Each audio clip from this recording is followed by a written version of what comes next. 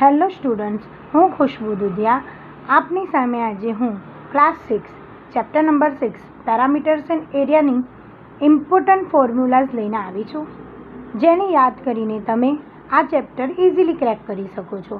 તો આપણે આ પેરામીટર્સ એન્ડ એરિયાની ફોર્મ્યુલા જોઈએ એ પહેલાં મારા ચેનલને લાઈક, સબસ્ક્રાઈબ અને ફોલો કરી દઈશું. તો ચાલો આપણે નોટ ડાઉન કરીએ. પેરામીટર્સની ફોર્મ્યુલા અલગ અલગ શેપની અલગ અલગ ફોર્મ્યુલા છે. તો જાણીએ પેરામીટર્સની ફોર્મ્યુલા.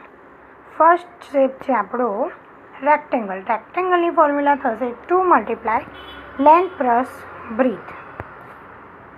નેક્સ્ટ શેપ આવ્યો આપણો square. Square parameters of square is equal to થશે 4 × સાઈડ. પછી આવીએ આપણે ટ્રાયેંગલની ફોર્મ્યુલા પર. ટ્રાયેંગલની પેરામીટર્સની ફોર્મ્યુલા બનશે parameters of triangle is equal to sum of all 3 sides. હવે આવે રેગ્યુલર પોલિગોન.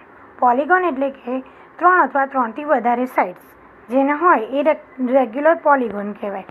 જેની ફોર્મ્યુલાઝ બનશે number of sides multiply with length or one side, length of the one side. Okay, ચાલો આના પછી આપણે હવે આવ્યા છે એરિયાઝની ફોર્મ્યુલા ઉપર. એરિયાઝની ફોર્મ્યુલામાં ફર્સ્ટ શેપ છે આપણો રેક્ટેંગલ. રેક્ટેંગલ શેપની આપણી ફોર્મ્યુલાઝ બનશે રેક્ટેંગલ ઓફ એરિયાનો area of rectangle is equal to length multiply breadth.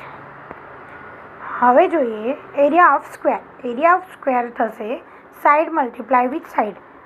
એને બીજી રીતે બોલીએ તો area of square is equal to સાઈડનો સ્ક્વેર. હવે આવી ગયા છે ટ્રાયેંગલ શેપ ઉપર. એરિયા ઓફ ટ્રાયેંગલ બનશે half of base multiply with height. તો મેં તમને અહીંયા પેરામીટર્સ અને એરિયાની અલગ અલગ શેપની તમને ફોર્મ્યુલાઝ જણાવી છે. તમે એને નોટ ડાઉન કરી લો અને મારા વિડીયોને લાઈક, સબસ્ક્રાઈબ અને ફોલો કરો, જેથી હું તમને બીજી ફોર્મ્યુલાઝ પણ અપડેટ કરતી રહું. Thank you, by.